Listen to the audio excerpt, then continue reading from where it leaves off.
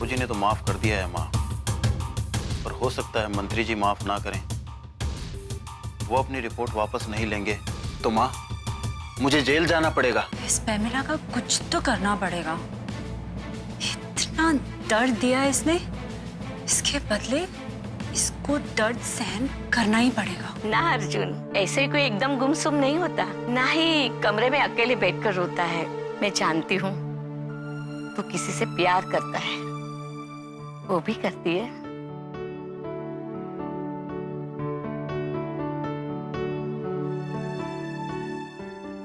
पता नहीं नानी। अरे तो पता लगा ले। अरे जाकर उसे बोल दे ना। अरे नानी, ऐसे कैसे? मुझे पता भी नहीं कि वो मुझसे प्यार करती है कि नहीं। उसने मना कर दिया तो?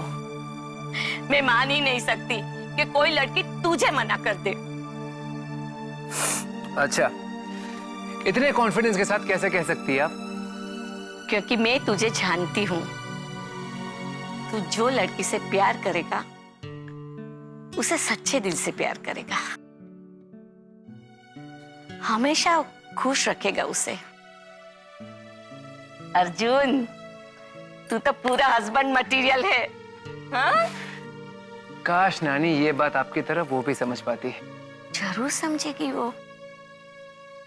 दिल से जो बात निकलते है ना, वो दिल तक पहुंची जाती है। प्यार को पंख नहीं होते अर्जुन, मगर उसका एहसास उठकर वहां तक पहुंच ही जाता है जिसे हम चाहते हैं। देखना अर्जुन, तू कहे ना कहे, वो खुद जान जाएगी कि तू उसे कितना चाहता है। काश आपकी बात सच हो जाए नानी, काश।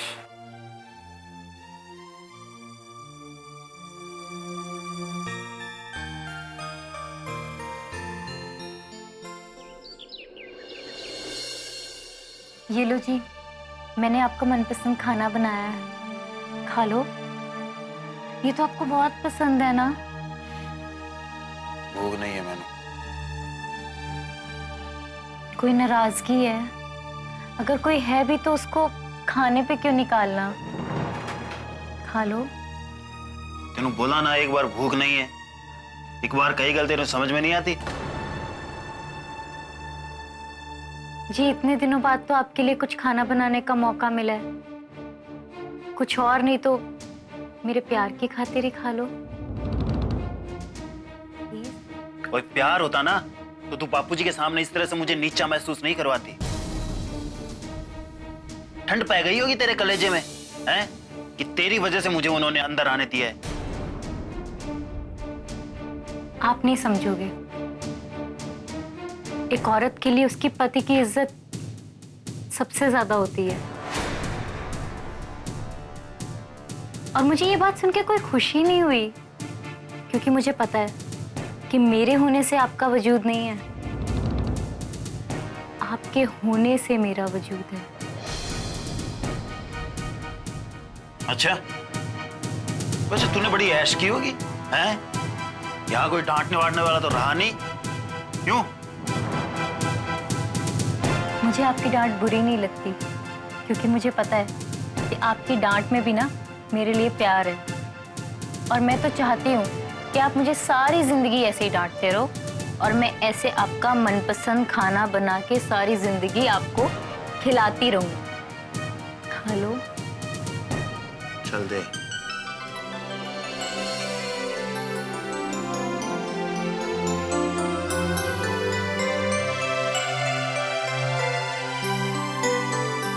अच्छा बनाया है,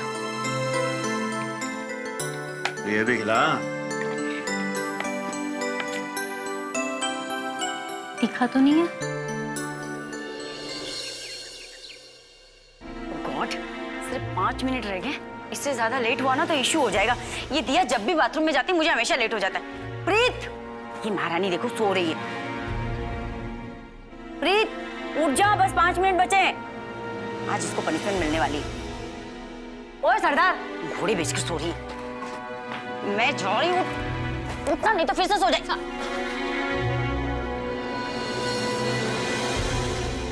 तुझे तो तेज फीवर है। क्या हुआ? इतना फीवर कैसे आ गया?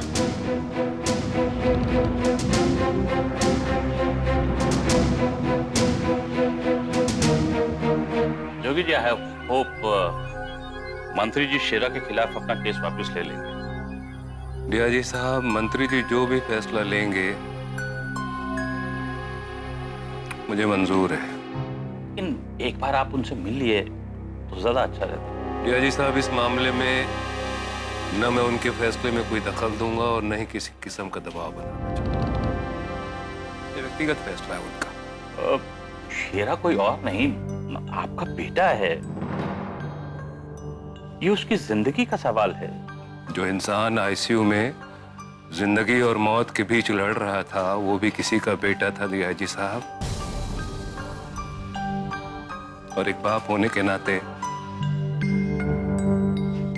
मंत्री जी किस दर्द से गुजरे होंगे ये मैं समझ सकता हूं। लेकिन उन्होंने उसकी सजा शेरा को दी।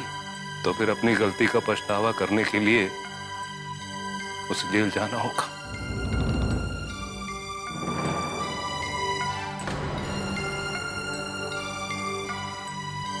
वैसे मैं आपकी परेशानी समझ सकता हूं डीआईजी साहब। निमृत हमारी भी बेटी है। मैं आपको यकीन दिलाता हूं कि चाहे शेरा रहे या न रहे, लेकिन निमृत हमारी बेटी बनकर ताउम्र इसी घर में रहेगी। आप बेफिक्र रहें। जी, मैं समझता हूं।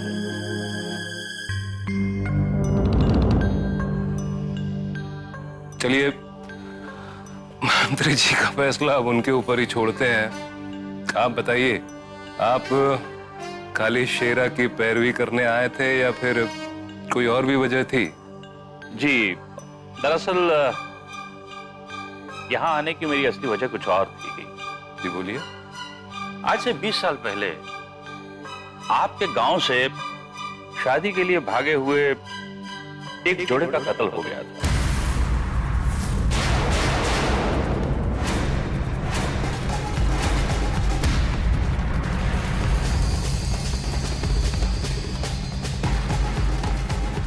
हमारी फर्स्ट इंफॉर्मेशन रिपोर्ट के मुताबिक हत्या भीड़ ने की थी,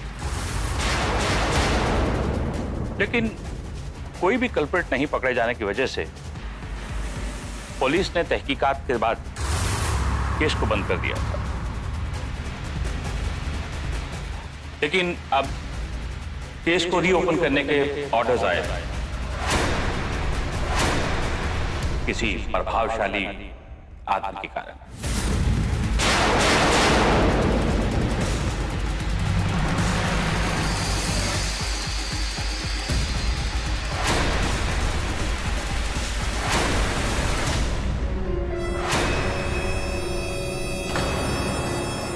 डीआईजी साहब, ये प्रभावशाली आदमी है कौन? कोई रिटायर्ड कर्नल है, यशवर्धन सिंह राठौर।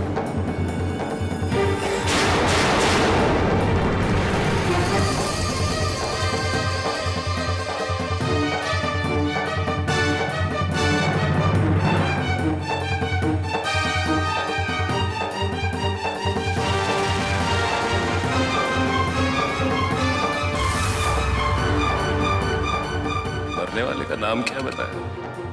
लड़के का नाम राजवीर था और लड़की का मनमीत।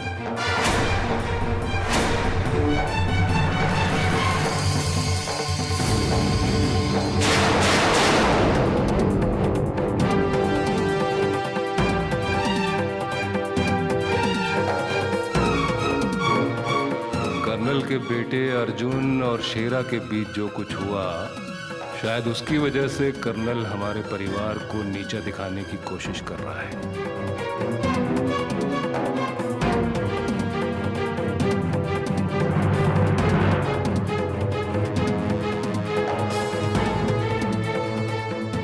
निमरत के बाबूजी आए हुए हैं। कहे निमरत जोगी जी के सामने उन्हें बता ना दे कि मैं उसे परेशान करती हूँ। बैठे बिठाए मुसीबत हो जाएगी।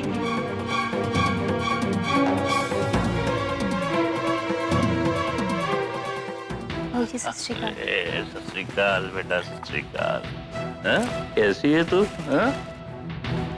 सत श्री अकाल प्रा जी। सत श्री अकाल जी, सत श्री अकाल। माफ करना, घर के झगड़े में आपकी तरफ ध्यान ही नहीं गया।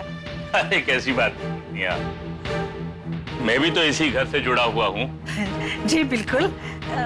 बहुत दिनों के बाद आपने इस तरफ चक्कर लगाया। ड्यूटी में ही लगा रहता था, फुर्सत ही नहीं मिली। आप तो पुलिस की नौकरी को जानती हैं। जी बिल्कुल जानती हूँ। हम औरतों से बेहतर और कौन जान सकता है पुलिस वालों की ड्यूटी।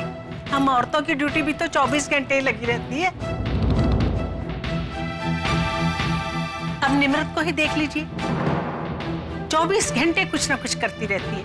मैंने ना इसे कभी 1 मिनट के लिए भी खाली बैठे हुए नहीं देखा। पूरा घर संभाला हुआ है इसने।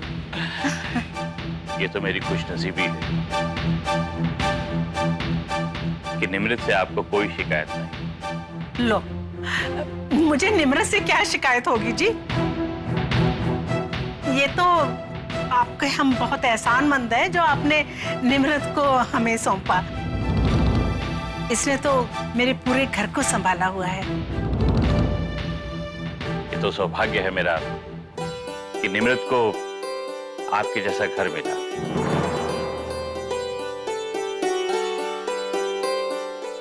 आपके जैसे प्यार करने वाले सास ससुर मिले।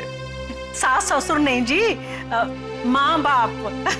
हम तो माँ बाप हैं निमृत के, और ये हमारी बहू नहीं, हमारी बेटी है।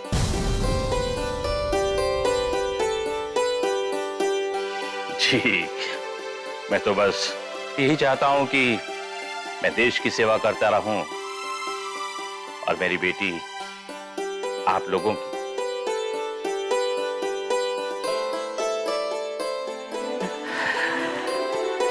बेटी बहुत अच्छा लगा, तुमसे देख के बहुत अच्छा लगा। बाबूजी, मैं आपको कैसे बताऊं कि आपने कितना एहसान किया इनको वापस घर लाके। थैंक यू बाबूजी। ये मेरा फर्ज था। ये तुम्हारे लिए ही नहीं, शेरा का घर वापस आना इस घर के लिए भी बहुत जरूरी था। ठीक है बेटी, अब मैं चलता हूं। अपना ध्यान रखना। अच्छा जोगी जी, मेरे को इजाजत दीजिए। अच्छा जी।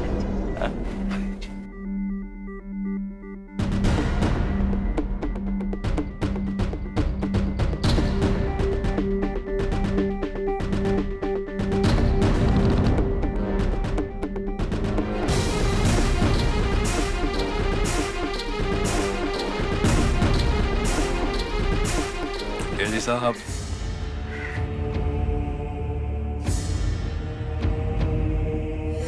इस मामले में आप जो भी इंक्वायरी करना चाहते हैं कीजिए। मैं पूरी तरह से आपको कोऑपरेट करूंगा, लेकिन एक छोटा सा निवेदन है आपसे। इस इंक्वायरी के बारे में आप शेरा को कुछ मत बताइएगा। आप फिक्र ना करें जोगी जी।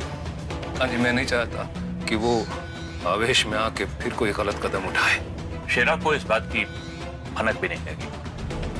अच्छा जी, मेहरबानी।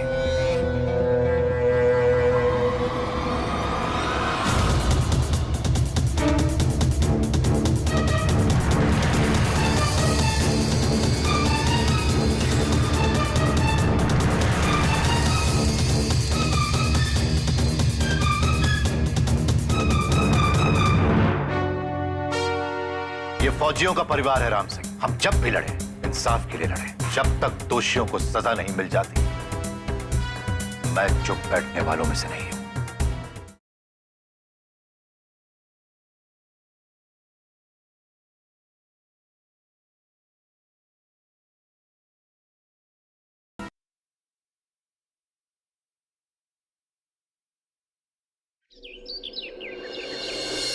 हैदराबाद में हुए धमाकों में मरने वालों की संख्या 45 से बढ़कर 60 हो गई है। अब तक इन धमाकों की जिम्मेदारी किसी भी संगठन ने नहीं ली। सांप्रदायिक दंगों में 15 लोग मारे गए और तकरीबन 35 लोग बुरी तरह जख्मी हुए हैं। ये घटना हरियाणा के एक गांव की है, जहां एक ही गोत्र में शादी करने वाले युवा दंपति को गांव वालों ने पेड़ से लटकाकर फांसी दे दी।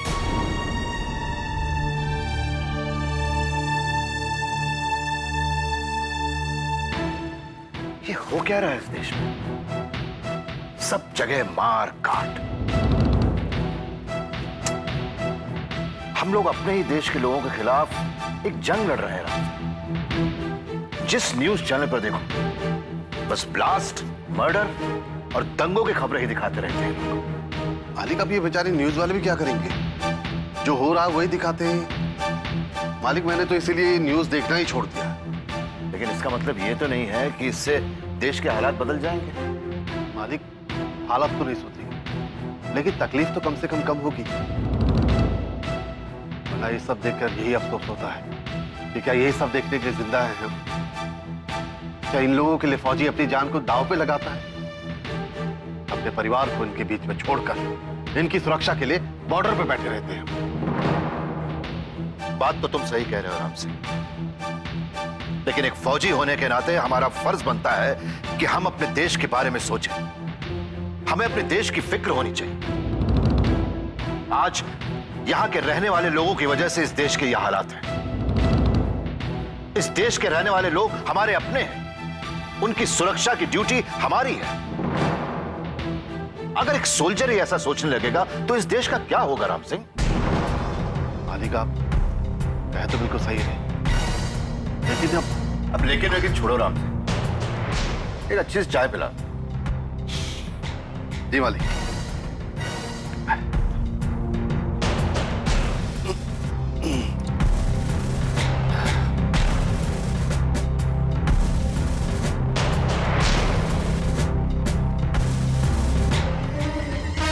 मालिक,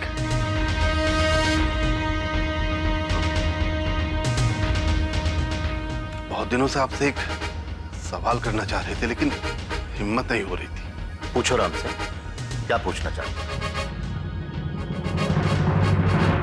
मालिक, छोटा मुंह बड़ी बात।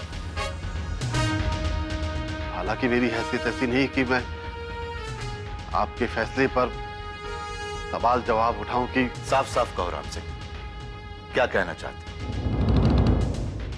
मालिक, जोगिंदर के गांव में हत्या के केस खुलवाकर आपने बहुत अच्छा काम किया है। मरने वाले को इंसाफ मिलना ही चाहिए। लेकिन जितना मैंने जोगिंदर के बारे में सुना है, वो इस बात को हल्के में नहीं लेगा।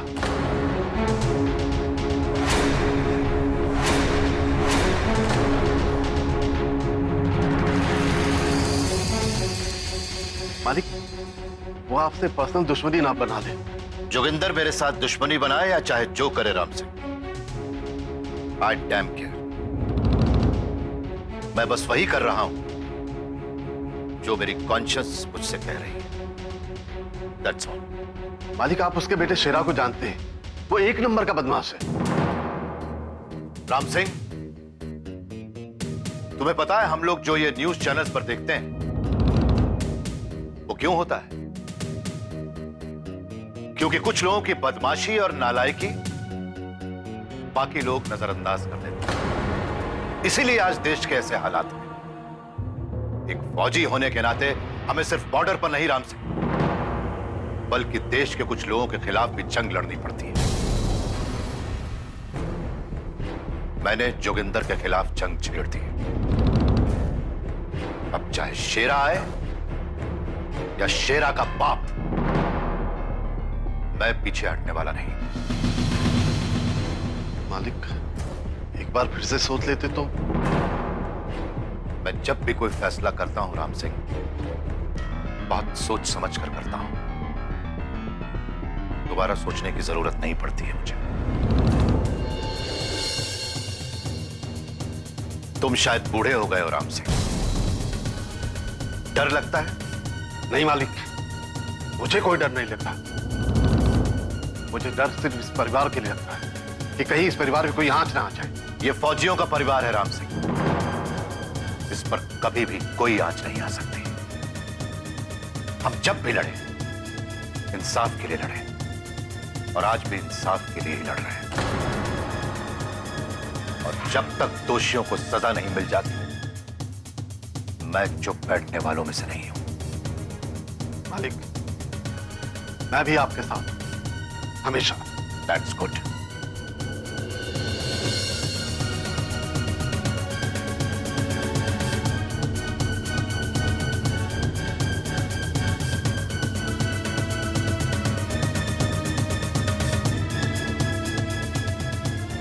मुझे यहाँ 2 कैडेट्स मिसिंग लग रहे हैं। कैडेट साक्षी और कैडेट प्रीत कहाँ हैं?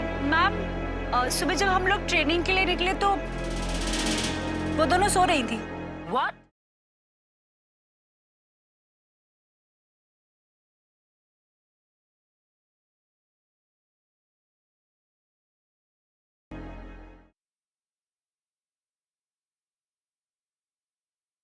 विश्राम, सावधान, विश्राम।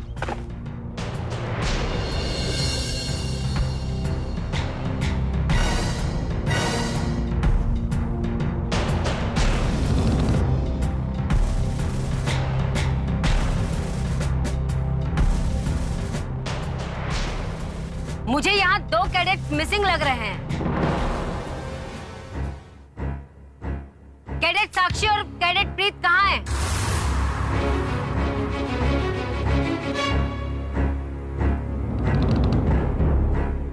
मैम, सुबह जब हम लोग ट्रेनिंग के लिए निकले तो वो दोनों सो रही थी। What?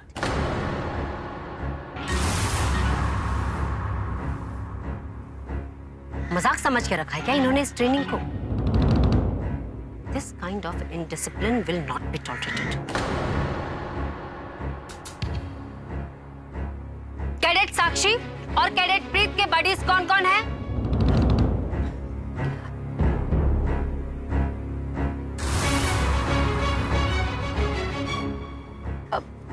मैम, मैं या साक्षी का बड़ी। Step out of the line. अपने बड़ी को हॉस्टल रूम में छोड़कर आने की वजह से तुम्हारी पनिशमेंट ये है कि तुम्हें ग्राउंड के 10 चक्कर लगाने हैं। Start now. Yes ma'am. Preet का बड़ी कौन है? Ma'am, cadet Surya,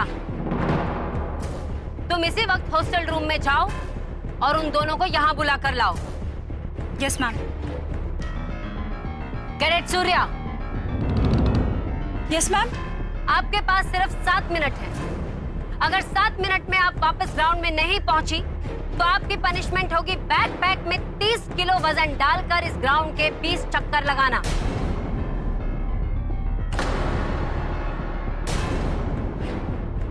yes ma'am.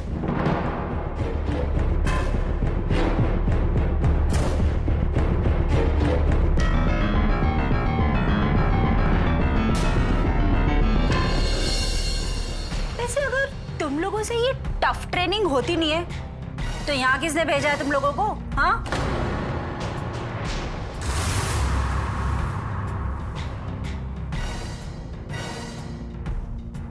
एक मिनट बचा है। चल सूर्या, जल्दी कर, ग्राउंड में भी पहुंचना है। और फिर साक्षी के खिलाफ भड़काना भी तो है। मैम, एक्चुअली जब मैं रूम में गई तो मैंने देखा कि